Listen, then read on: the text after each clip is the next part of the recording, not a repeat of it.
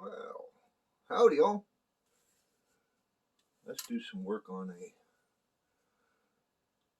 black powder cap and ball 32 cal.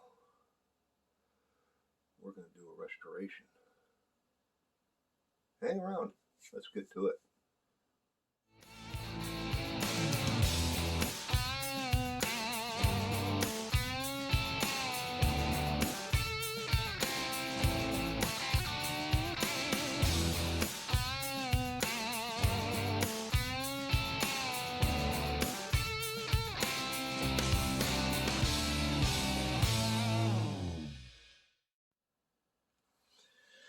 Well, we figured out what the deal is. I'm not going to touch the screw right now, but if I can get it in there closer to the lens and get you something to point with, I can point with, because this gun, it never was able to fire. It can only fire with the front trigger. The set trigger was set all the way back, and the adjustment inside that I showed you for the trigger was all the way out. So you can only use the front trigger. Whoever built this gun probably didn't know really how to adjust it, and but we are, I'll show you, we are, I don't know if I can get some light on the subject that well, but we are touching the wood right here with the sear. That is why the hammer is not all the way down. So I'm going to inlet that just enough to where it'll let the hammer set, and then I'll be putting the trigger back in. We'll probably be pulling the lock again. I'm leaving the bolts out just so I can pull that and open that up just a hair. But I can guarantee, I'm not saying almost, but I can guarantee that this gun has never been able to be fired using the set trigger. I'll take just a little bit of wood out of that to where we can get the full adjustment and be able to use those cool ass twin triggers. Alrighty, so now we know what the problem was. I can see exactly where, because I just pulled it out, I can see exactly where it is rubbing against the wood on the inside. You can see it kind of took a little bit of wood off with it. So I am going to inlet that area and open this up just a little bit, just enough to where I know the triggers will work. I'm going to set them just in place so I can see exactly where everything is at. A lot better, a lot better. Let me turn it around here. As you can see, the gun is in full cock, and that's let's go see if I can show you. You can see it's not touching anymore. So good. So now we are going to try and see about this issue with the screw. Hopefully maybe that took care of some issues there, but we'll find out. We're going to find out. Okay, for cosmetic reasons, I left. I tried. That screw is way too long. If I'm not mistaken, when I brought the gun home, that was like sticking out like that. But we got the shorter screw over here, and it is grabbing great. It reaches right up to, let me unset this trigger.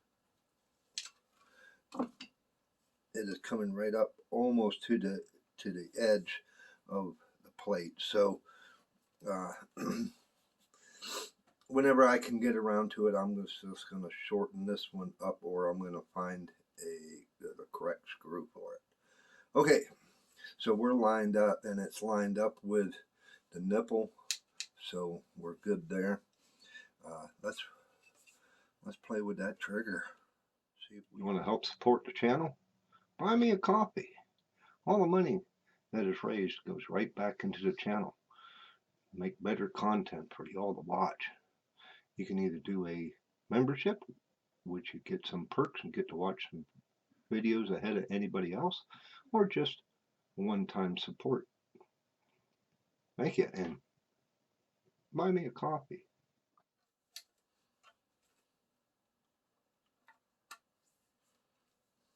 Okay, I'm going to put the one wood screw back in, and just to hold it in place while we do these adjustments.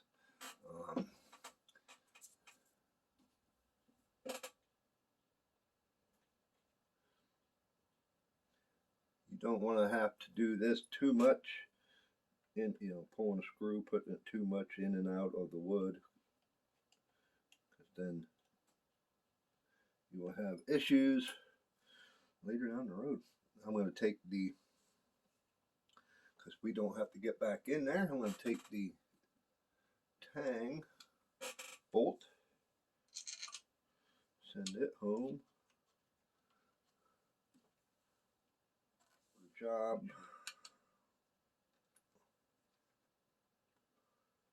Now you don't want it super tight. Okay, so let's see where we're at. What you're supposed to be able to do is you're supposed to be able to get the adjustment, this adjustment, back adjustment screw to the point to where when you pull the hammer back to the cocked position, it stays without having to set the trigger. And then you adjust it inwards. If it's adjusted inwards too much, the hammer won't fall using the front trigger. So we will see what's going on. You got to pull it strongly because the set trigger makes the front trigger a hair trigger. So let's see if it will go off. Yes, it will. Okay, I want to check and see about the half cock, because before it was going off on half cock when pulling the front trigger. It should not. Yes, it still does. So I do not like that. I don't know why. That doesn't make sense. It could be this adjustment, but that don't make sense because the main trigger, all it does is come up into the sear. It should never go off half cocked. That's why they call it going off half cocked. So I don't understand it, but we'll take it back to full cock and we'll set. And it is not setting. So I am going to play with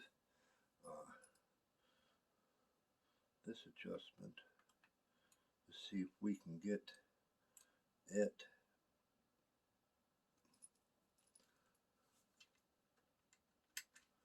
which it does not.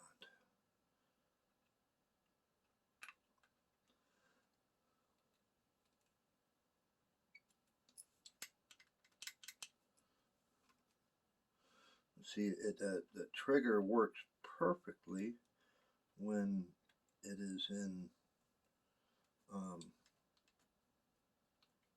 out of the gun. It shouldn't make a difference the way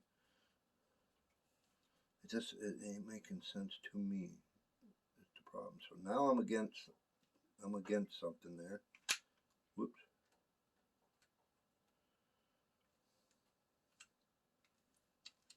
Still goes off half cocked. See that I think it's setting on its own.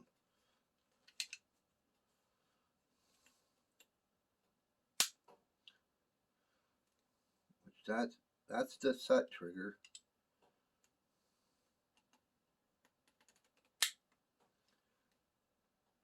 Yeah, it's setting half trigger at half cock. And that is not making sense to me.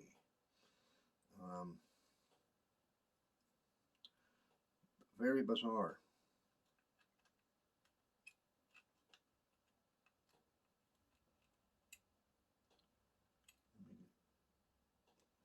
turn.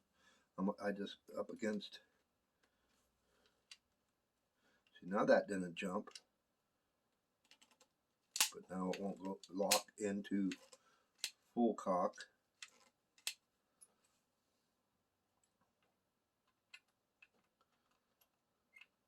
What I was feeling when you adjust this in, it's moving the sear hammer or the trigger bar against the sear, and that's probably why it is not going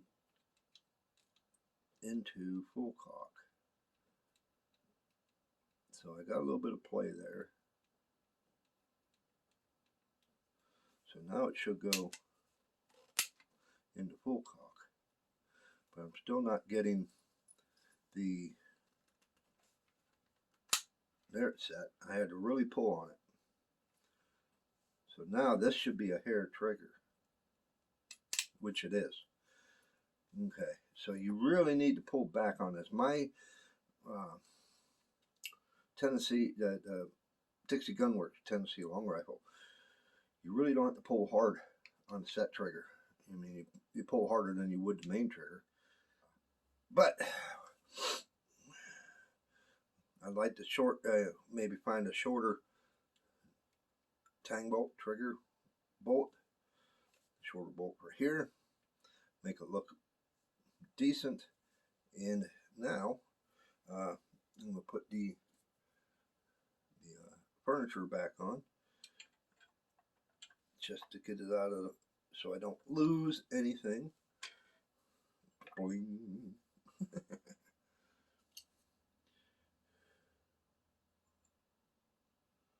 And we are gonna, next thing I want to check after getting this put back on is I need to try to get this barrel screw out, because you definitely need to be able to access, that's what it's there for, so that you can access in case you dry ball the gun, which can happen. Seen it. I done it once or twice, and my son's done it. I think everybody at one time in their life shooting has done it. But I think I'm going to have to take some sort of penetrating oil, which won't hurt nothing. Put it down the barrel, let it get over there, plug the nipple. I may put some penetrating oil on here and remove the nipple. And put it in this way just so it's closer to the threads and I don't have to gum up the barrel. But it needs to be cleaned out too. I haven't inspected that. This is the original sight for it, but it does have a lot of, well, I have it loosened up play in it for elevation, but the block that was to the barrel was very loose. And then I need to get another front sight.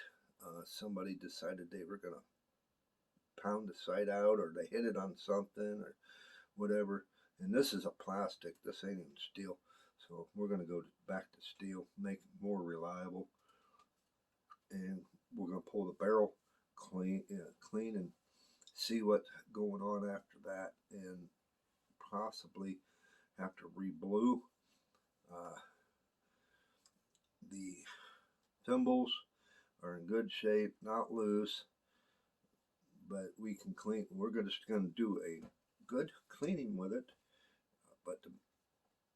So that's kind of where we're at. At least we found that problem hopefully squared away.